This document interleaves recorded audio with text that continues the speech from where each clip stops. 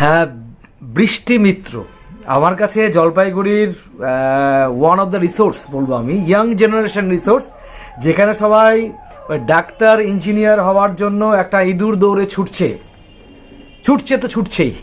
সেখানে বৃষ্টি একেবারে ইনোভেটিভভাবে নিজেকে একটা দারুণ জায়গায় নিয়ে গেছে। একটা বিষয় জানার জন্য আজকে তোমার কাছে আসা।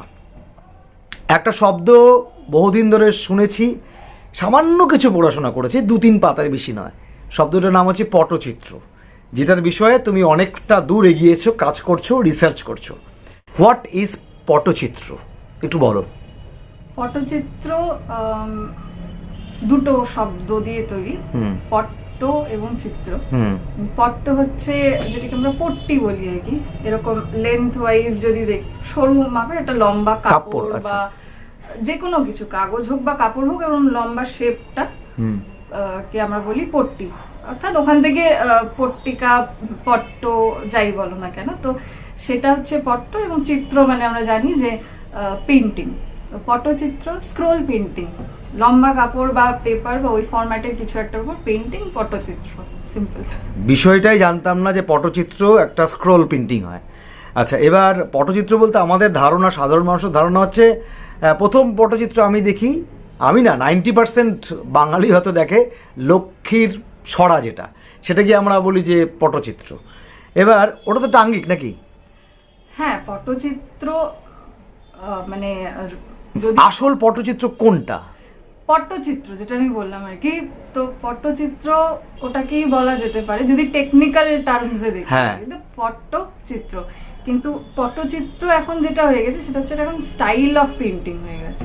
আচ্ছা, যার ফলে ওই স্টাইলের পেন্টিং যেখানেই দেখবে তো সেটাই পটচিত্র আর কি। সেটা এখন ছাতা, কাপড়, জামা, কেটলি, সরা সবকিছুতেই এখন সেই পটচিত্র হয়। এবার তুমি যেটা বললে সেটা বিষয় আছে, স্ক্রল পেইন্টিং ব্যাপারটা কি? স্ক্রল পেইন্টিং দিয়ে পটচিত্র কিভাবে হয়, পারফর্ম কিভাবে হয়? স্ক্রোল পেইন্টিং, স্ক্রোল মানে আমরা সিরিয়াল বা সিনেমায় দেখে থাকি, বা আমাদের একটা আইডিয়া আছে, যেমনি অনেকে বিয়ের কার্ডেও দেয়, দেখবে যে রোল করা যেরকম থাকে না, খুলে খুলে খুলে পড়ে, তো ওটা হচ্ছে স্ক্রোল। আচ্ছা, তো ওটা ওখানে লেখা থাকে, পটচিত্রে পেইন্টিং থাকে। এবার যে মানে অ্যাজ এন্ড ওয়েন ওটা খোলে, যতটুকু খোলে ওটা একটা ফ্রেম থাকে আমাদের পেইন্টিং, সেই বিষয়টা নিয়ে গান, যিনি আঁকেন তিনি গান বাঁধেন, তিনি গানটা করেন। তো তিনটে কাজ, যিনি আঁকবেন তিনি গান বাঁধবেন, তিনি গানটা পারফর্ম করবেন।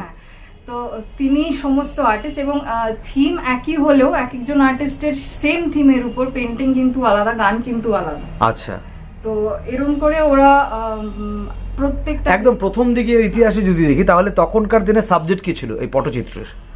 তখনকার দিনে বেশিরভাগটাই আমরা বলতে পারি যে ধার্মিক সাবজেক্ট ছিল, যেটাকে ধরো চণ্ডী মঙ্গল, মঙ্গল কাব্য, মনসা মঙ্গল, অথবা কৃষ্ণলীলা, এইসব। আচ্ছা, রামায়ণ।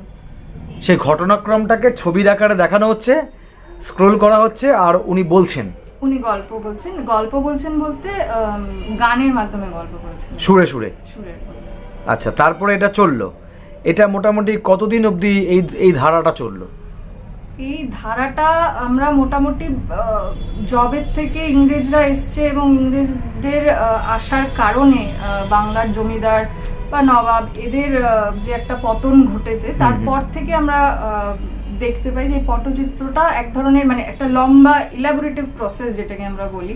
সেখানে রং বানানোর থেকে শুরু করে সমস্ত কিছু ওনারা নিজেরাই করেন, মানে ক্যানভাসটাও ওনারা নিজেরা তৈরি করেন। রং কি দিয়ে বানানো হতো? রং মানে ওটা যে যেখানে থাকে আর কি, সেই এরিয়ায় যে যে ম্যাটেরিয়াল অ্যাভেলেবল হয়, যেমন নীল রং বানাতে অপরাজিতা ব্যবহার হয়, হলুদ রং করতে কাঁচা হলুদ ব্যবহার হয়, এরকম টাইপের যেটা জিওগ্রাফিক্যালি অ্যাভেলেবল ম্যাটেরিয়াল হয় ওদের কাছে, সেটা দিয়ে ওনারা তৈরি করেন। এটা মূলত কোন বাংলার কোন দিকটাতে এই পটচিত্রের বহুল প্রাধান্য ছিল বলতে বাংলায় মোটামুটি আমাদের এদিকে খুব একটা হয়তো ছিল না, উত্তরবঙ্গে, কারণ আমি খুব একটা শিওর না বিষয়টা নিয়ে। তবে এখন অথেন্টিক পটচিত্র যারা বানান তারা বেশিরভাগই মেদিনীপুরের দিকে থাকেন। আচ্ছা, তো পটচিত্র উড়িষ্যা, বাংলা মানে ইস্ট বেঙ্গলে ওটা প্রচলিত ছিল, এবং খুব যেমনি উত্তরবঙ্গটা খুব একটা মানে নিশ এরিয়া একদম মার্ক করা, তো ওইভাবে হয়তো আমি বলতে পারবো না যে জলপাইগুড়িতে ছিল, কোচবিহারে ছিল বা এখানে ছিল ওখানে ছিল, তবে হ্যাঁ ইস্ট বেঙ্গল ইস্ট ইন্ডিয়াতে ছিল, ইস্টার্ন স্টেটসগুলো যেগুলো, তো সেই ক্ষেত্রে উড়িষ্যার পটচিত্র একটু আলাদা, বাংলার পটচিত্র একটু আলাদা। তো আলাদা বলতে কি পটভূমি আলাদা, মানে যে ছবিগুলো আলাদা, ঘটনা আলাদা, ছবিগুলো দেখলে বোঝা যায় যে উড়িষ্যার পটচিত্র আর এটা বাংলার পটচিত্র। এবার উড়িষ্যার পটচিত্র হচ্ছে বেশিরভাগই জগন্নাথ দেব বা দেব দেবী নিয়ে করা হয়, এবং উড়িষ্যার পটচিত্রটা পাম লিভস যেটাকে আমরা বলি সেটার উপরে করা হয়, এবং ওটা ভাঁজ করে মানে ওটা একটু অন্যরকম ফরম্যাট হয়। আচ্ছা। এবং ওটা ওখানেই থেমে গেছে কিছুটা হলো। কিন্তু বাংলার পটচিত্র খুব মানে ইন্টারেস্টিং ওয়েতে ওরা লাদেন যে টুইন টাওয়ার্স যে অ্যাটাক করেছিল সেটা নিয়েও ওনারা পেইন্ট করে গান বেঁধেছেন, করোনা ভাইরাস নিয়েও ওনারা পেইন্ট করে গান বেঁধেছেন। তো যেই সেই সময়কার যে ঘটনাগুলো সেগুলো ওনারা পটে তুলে ধরেছেন। তার ফলে কি হচ্ছে, যদি আমরা জানতে পারি যে একটা কোনো পটচিত্র 2020-এ আঁকা, সেটা আমরা 2030-এ গিয়ে যদি দেখি, এবং সেই পটচিত্রটার উপর আমরা যদি দেখি যে করোনা ভাইরাস আঁকা এবং সেটা কেউ পারফর্ম করছেন, তাহলে আমরা বুঝতে পারবো যে 2020-এ তো এটা এরকম হয়েছিল। মানে সেটা একটা সোশ্যাল মিডিয়া বলুন বা নিউজ মিডিয়া বলুন বা ইতিহাসের একটা সোর্স সেই হিসেবে কাজ করছে। একটা আর্ট শুধু আর্ট নয়, পুরো একটা গল্প বলছে, পুরো একটা ট্রেন্ড বলছে। মানে কি বলবো, একটা সোশ্যাল মিডিয়া, আমরা এখন মোবাইল ফোনে ট্রেন্ড দেখি, কিন্তু পটচিত্রটা ট্রেন্ডিং ওই সময় থেকেই ট্রেন্ডিং নিউজ ওনারা হাতে এঁকে আর গান করে নিয়ে। এখানে একটা বিষয়, সেটা হচ্ছে যারা নাকি পটচিত্রের শিল্পী, তারা একাধারে চিত্রকর, একাধারে তারা কবি বলবো, কারণ তিনি তো গান লিখতে পারছেন, সুরও দিচ্ছেন। এটা কি বংশ পরম্পরায় চলতো না গুরু শিষ্য পরম্পরা? এটা বংশ পরম্পরায়, বেশিরভাগটাই বংশ পরম্পরায়। এবং আরেকটা ব্যাপার হচ্ছে এনারা মুসলিম এবং হিন্দু দুই ধর্মই পালন করেন।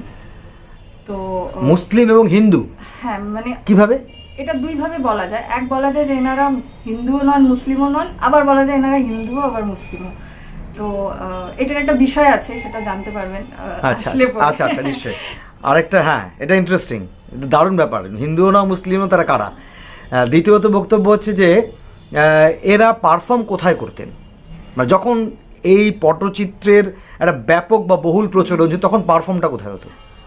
পারফর্মটা বেশিরভাগই যারা বনেদি বাড়ি, রাজবাড়ি, মানে জমিদার বাড়ি বা এইসব বাড়িতে তো করতেনই, সেখানে ওনাদের পুরো জীবনযাপনটা এটা দিয়েই নির্ধারিত হতো যে ওনারা ওখানে এটাই পেশা। আচ্ছা। ওখানে গিয়ে ওনারা পারফর্ম করতেন এবং তার ওখান থেকে যা পেতেন সেটা দিয়ে চলতো। এবং শুধু যে বনেদি বাড়িতে করছেন তা নয়, গ্রামে গ্রামে গিয়েও করতেন। কিন্তু ওনাদের মূল যে ওনাদের কি বলবো যে ইনকাম যেটাকে বলি, সেটা ওখান থেকেই আসতো। আচ্ছা, তারপরে যখন কি বনেদি বাড়িগুলো আস্তে আস্তে বিলুপ্ত হতে থাকলো, জমিদারি প্রথা চিরস্থায়ী এবং বন্দোবস্ত যখন প্রচলন হলো, সূর্যাস্ত আইনের প্রকোপে অনেকের জমিদারি চলে গেল, তখন এই লোকগুলো কি করলো? তখন এই লোকগুলো ওই কালীঘাট মন্দির যেটা আমাদের কলকাতায়, সেই এরিয়াগুলোতে গিয়ে সেখানে কালী মায়ের ছবি আঁকতেন। পটচিত্র স্ক্রোল হিসেবে নয়, একটা এরকম পেন্টিং যেরকম নর্মালি আমরা দেখি ওরকম কালী মায়ের পেন্টিং করে সুভেনির হিসেবে বিক্রি করতেন। আজকে দাঁড়িয়ে সেখানে সেই যে পটুয়ারা, তাদের পটুয়া বলে পটচিত্র, সেই পটুয়ারা আজকে গিয়ে মূর্তিও তৈরি করেন। এখন যদি আপনি যান কালীঘাটে, আমরা জানি কুমারটুলি, কিন্তু কালীঘাটের ওখানেও যে একটা কুমারটুলি আছে যেটা আমরা জানি না, কারণ ওই কুমারটুলিটা মানে কুমোররা করেন না, পটুয়ারা করে মৃৎশিল্পী হয়ে উঠেছে এখন আস্তে আস্তে, মানে প্রফেশনের তাগিদেই মূলত। তাই বলা তো তাই যায়। আচ্ছা, তো বাংলায় এখনো তাহলে পটচিত্র এবং পটুয়ারা আছেন? হ্যাঁ, বাংলায় মানে রিসেন্টলি একটা দেখা গেছে যে আপসার্জ হচ্ছে পটচিত্র, এবং সবাই খুব ইন্টারেস্টেড এটা নিয়ে, গভর্নমেন্টও অনেক সাপোর্ট দিচ্ছে। এবার 2018-তে জিআই ট্যাগ পেয়েছে বাংলার পটচিত্র। আচ্ছা, উড়িষ্যাটা তার আগেই পেয়ে গেছিল। জিআই ট্যাগ মানে?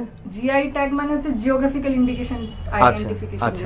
এই জিনিসটা এই জায়গার, এই যে রসগোল্লা নিয়ে তো গন্ডগোল হলো আর কি, তো ওইটা আর কি, যে এই জিনিসটা এই জায়গার। বাংলার পটচিত্র আগে জিআই ট্যাগ পায়নি, আগে উড়িষ্যাটা পেয়েছে, এবং এই জন্য গুগলে অনেক সময় সার্চ করলেই শুধু পটচিত্র বলতে উড়িষ্যাটা দেখাচ্ছিল। আচ্ছা, বাংলাটা মানে এখন দেখায়, কম দেখায়, মানে কম্পারেটিভলি কম দেখায় আর কি।